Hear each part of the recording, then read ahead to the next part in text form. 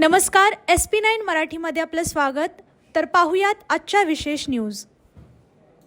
लाल चुटूक सफरचंद आता रखरखीत मराठवाड्याच्या मातीत पिकत आहेत असे सांगितल्यास तुमचा विश्वास बसेल का? पण हे खरं आहे. हिमाचल प्रदेश, जम्मू काश्मीर यांसारख्या थंड हवामान असलेल्या प्रदेशात पिकणारं हे फळ आता मराठवाड्यातील बीड जिल्ह्याच्या मातीत पिकतंय. पारंपरिक शेतकी धोरणांना फाटा देत गेवराई तालुक्यातील मिरकाळा येथील शेतकऱ्याने धाडसी प्रयोग करत शेतात सफरचंदाची लागवड केली आहे. सफरचंदाची झाडे 3 वर्षाची झाली असून आता हिरवीगार फळे लगडली आहेत. गडीपासून 5 किलोमीटर अंतरावर असलेल्या मिरकाळा गाव या गावातील शेतकरी पोपट ढाकणे यांनी हिमाचल प्रदेशातून मागवलेली रोपे राज्यात सोलापूर, सांगली, अहमदनगर येथे काही शेतकऱ्यांनी सफरचंद लागवड केली आहे. परंतु सफरचंद फळाची आपल्या शेतीत देखील लागवड करावी असे ढाकणे यांनी ठरवले.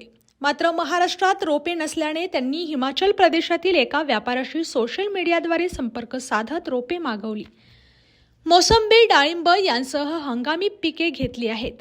परंतु इतरांपेक्षा वेगळे व नवीन तंत्रज्ञान वापरून शेती करावी असे त्यांनी ठरवले.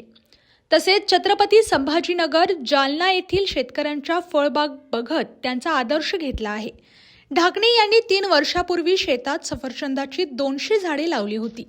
आता एका झाडाला 40 ते 50 फळे लागली आहेत.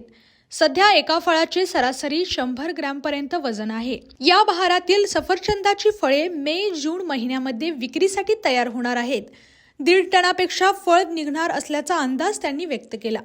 शेतीत नवनवीन प्रयोग करतोय. 3 वर्षापूर्वी सफरचंदाची शेती करावी असा डोक्यात विचार आला होता. तो प्रत्यक्षात उतरवला. इतरांप्रमाणे मलाही जिल्ह्यातील वातावरणावर सफरचंद तग धरेल का असा प्रश्न होता. परंतु बीड जिल्ह्यात देखील सफरचंदाची शेती होऊ शकते हे निश्चित झाले आहे. या व इतर काही बातम्यांसाठी पाहत रहा SP9 Marathi. Your time, your news. धन्यवाद.